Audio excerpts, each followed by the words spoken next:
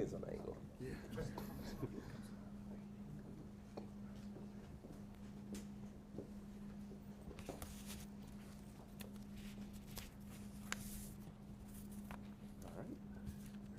Ready to roll?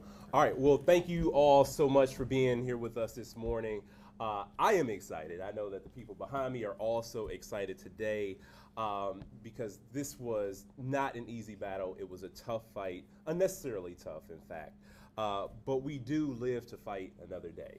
As a proud MPS graduate, as I will repeat as often as needed, to see the people of the city of Milwaukee step up to support our students, to step up to support our future means so much to me personally, but it also means so much to me as a person who wants to see the city continue to grow and thrive and to make sure that all of our students have at least the same opportunities that I had. Now, as I said, we live to fight another day. And while we are all here to celebrate, it is a shame that it has come to this. There were 91 referendum questions all across the state of Wisconsin. And it is unfortunate because the money's there. The money's being spent wrong. And my former colleagues in the state legislature have refused to give school districts across the state of Wisconsin the resources and the support that they need for students to be able to thrive. It is a shame that we have to beg for money to support the most important thing that we possibly can, and that's opportunity for young folks. Now, we've seen this story time and time again. People want to give tax breaks to the ultra wealthy. People are all too comfortable, all too fine when we finance arenas, stadiums. But when it comes to our children, there's this constant question of, can we do this? Can we afford to do this? Well, somehow we seem to be able to afford to do everything else. And to put this question on the ballot, putting it up for taxpayers, was one of the most unfortunate things that I have seen. Now, luckily, the people, again, have stepped up. It was a very narrow margin, but it was so disappointing to see a lot of the opposition, some of the same folks, in fact, who were wildly supportive of financing for arenas and stadiums were the same people in opposition. One of the most important questions we get, one of the most important things that business leaders say we can do as a city, as a region, is to attract top talent. People say they have difficulties finding talent. And I don't see how not investing in our students, which will at some point lead to them being being trained to be recruited as top talent. You can't say you have a talent mismatch and decide to not invest in talent. It doesn't make sense. The opposition to this referendum was a bad for business opposition. The people of Milwaukee have stepped up and said that we want a city that thrives. We are a city that takes education seriously. We are a city that takes our young folks seriously. So I'm incredibly proud and thankful for the folks that have stepped up and made the sacrifice. Now it's important for other people to match that sacrifice. It's up to our business leaders to match that sacrifice. It's up to Republicans in the legislature to match the sacrifice of the taxpayers of the city of Milwaukee to make sure that we have everything, that our programming can be intact so that we can offer arts programs, athletics, all sorts of programs that have been denied to so many of our students. I was talking with a friend just today who said that his daughters couldn't even have a basketball program because they couldn't pay a coach. They couldn't get coaches. And we hear this story time and time again, and it's time for us to hear stories like that no more. So again, just want to say a huge thank you to the city of Milwaukee, because it's certainly not doom and gloom. It's a lot of reasons for us to be celebrating, a lot of reasons for us to be excited and happy for the future, but I hope we do not have to do this again. I hope that my former colleagues in the legislature do get the message that education is important, it is top of mind for people, and they will govern and legislate accordingly. Now, with that being said, I have so many other folks here to thank and so many other people that I want to make sure people get to hear from, people who've been in this fight much longer than I have, people who have an interest in governing to do the right thing, whether it's because the position they hold, like President Herndon, who's with me right now, folks like Superintendent Posley, or parents, or people who are in school still themselves. Let's make sure that we continue to do the right thing for Milwaukee. With that being said, I'm now introducing President Marvin Herndon of the Milwaukee Public School Board. Thank you so much.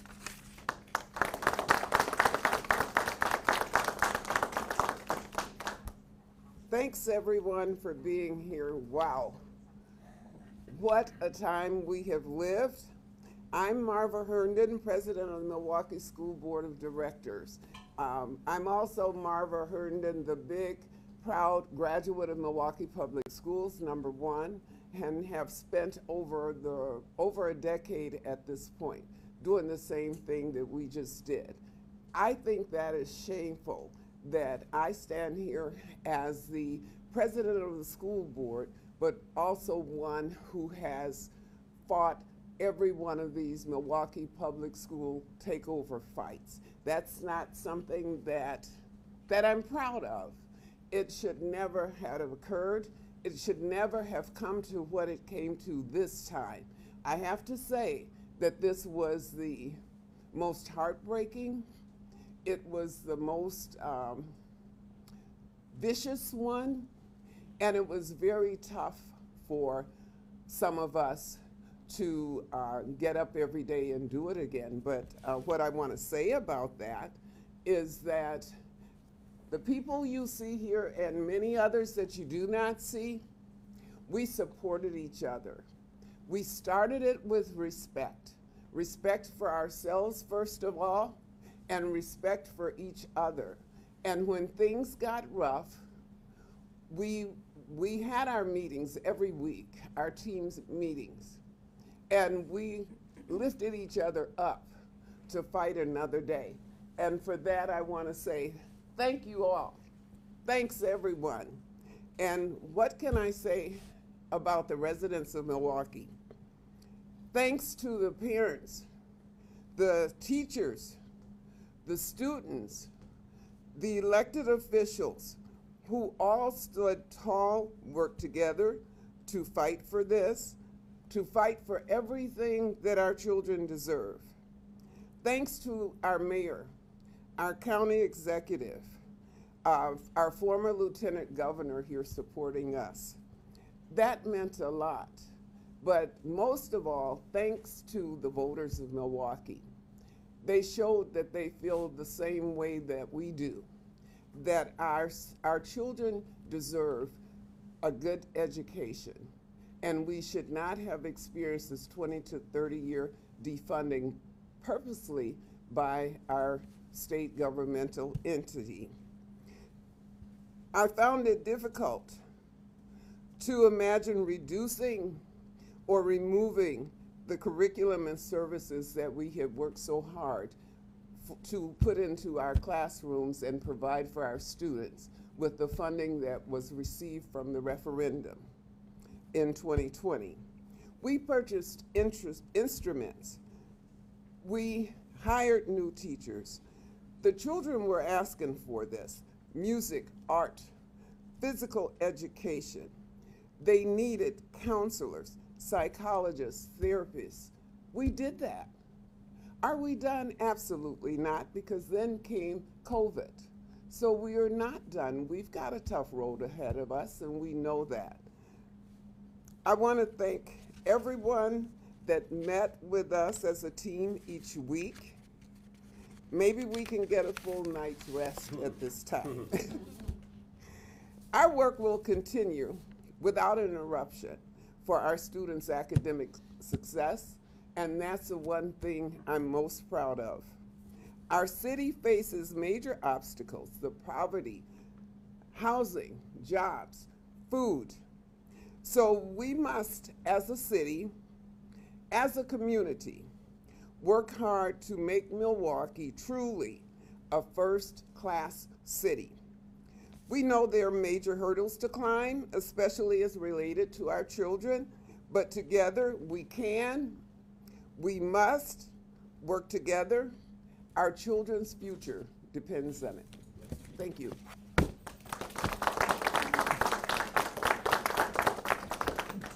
And with that, I'd like to introduce the head of the class, Superintendent Keith Posley. All right. Thank you, President Herndon. And good morning to everyone.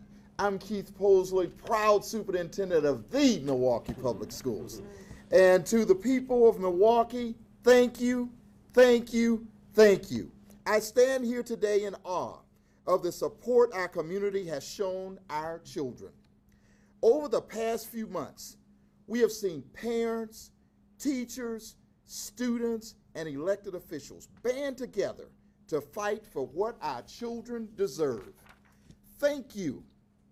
And thank you, we are able to maintain our class sizes. Art will stay on the walls.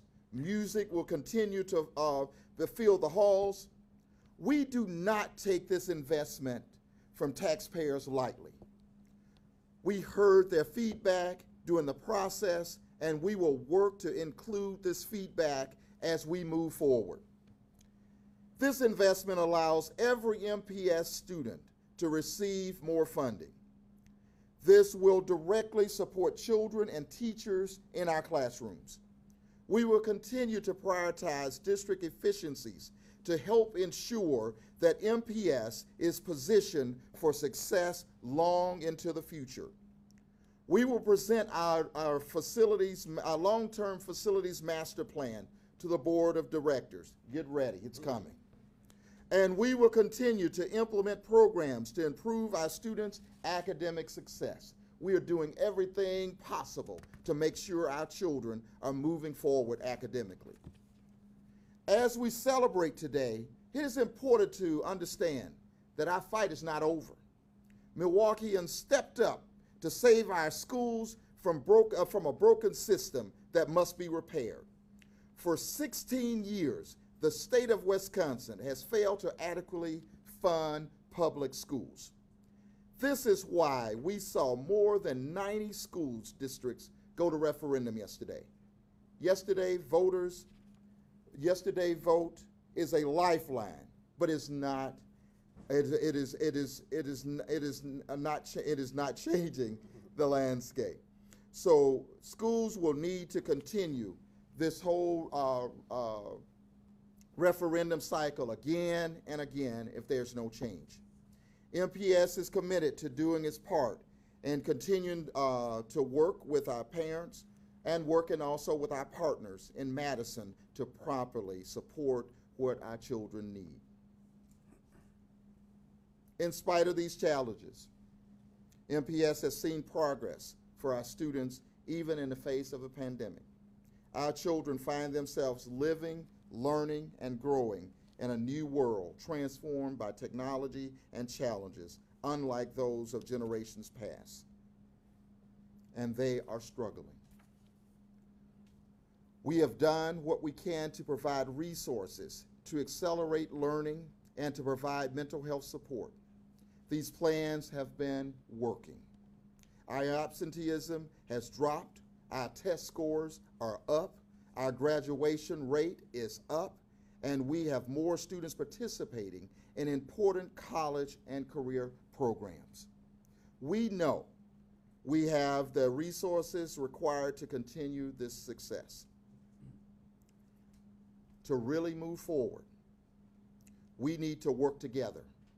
Today, I'm calling on those who opposed our referendum, those who stood opposed to providing our children with what they need. We come to the table and we were ready to work with you together to see what we can do to make sure that our children are successful. To get this right and do right by our children is going to take a united effort. Milwaukee is one of the most impoverished cities in the country. It's one of the most segregated. Many of our children face real life issues that don't end when they walk through the doors in the morning or when they walk out of the doors in the evenings. If members of the community want to see real, meaningful change for our children, we need to come together and work together. I invite members of the community to join us for serious conversations about where we as a district, where we are as a district, and where we will be able to go with your support. I want to close with two of the most powerful words in the English language, and this is for our community that stepped up and showed out for children on yesterday, and that is thank you. At this time, we are open for any questions that you may have of us. You just talked about. You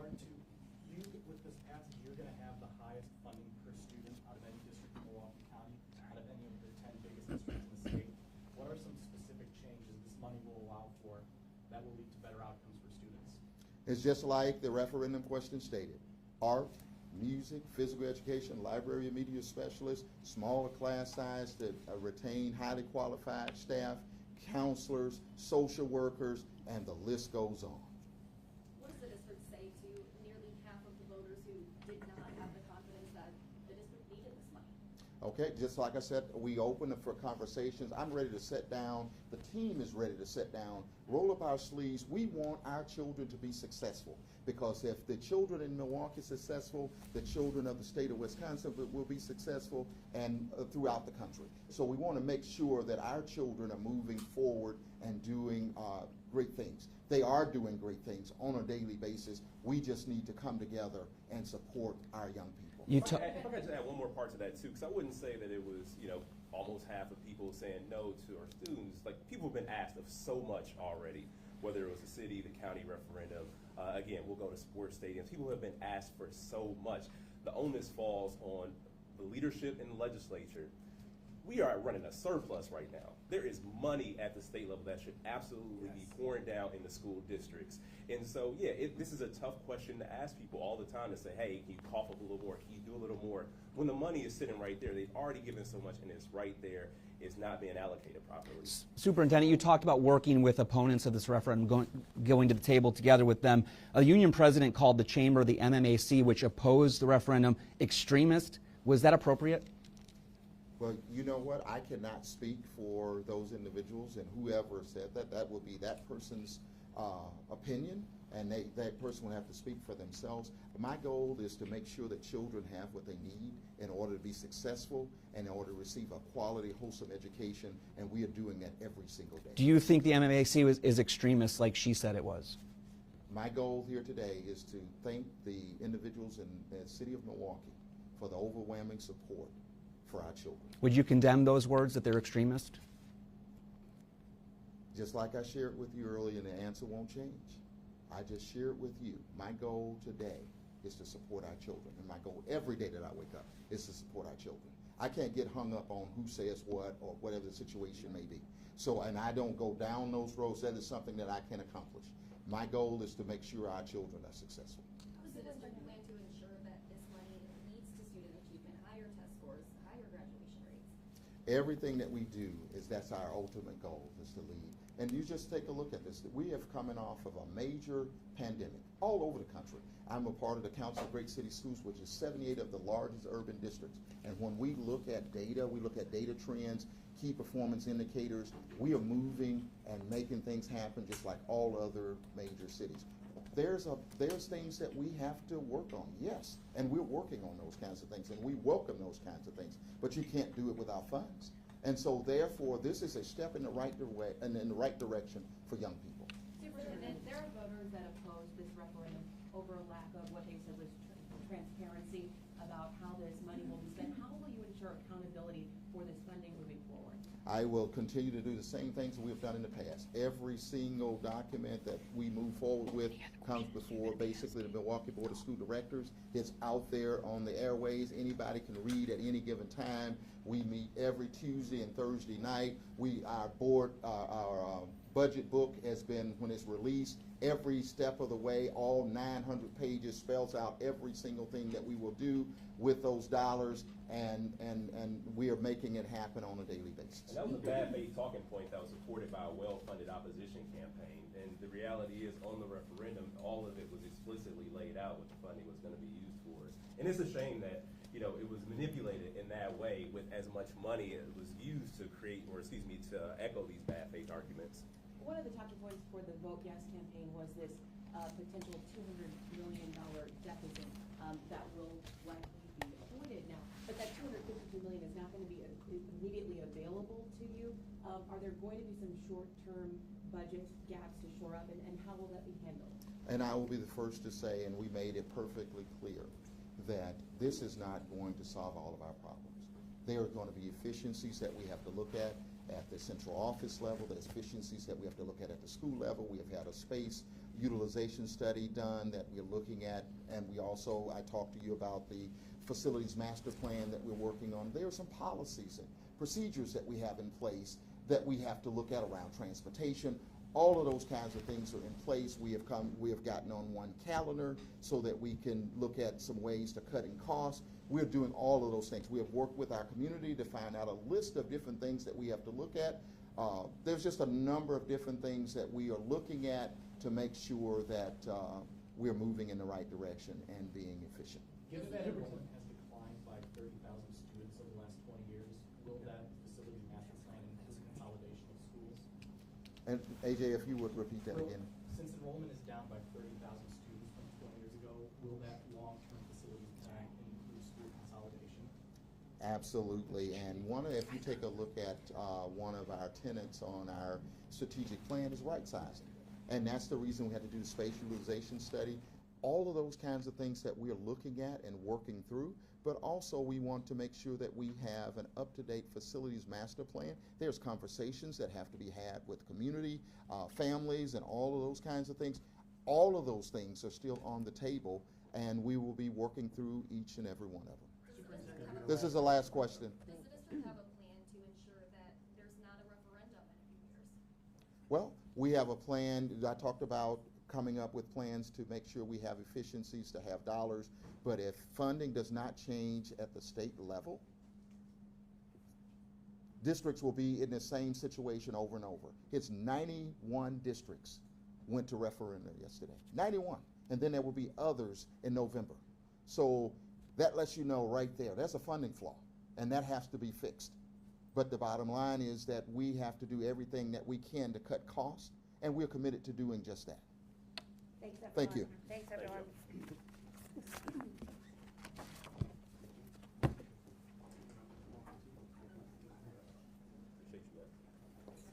MPEA President Ingrid Walker-Henry is available for comments.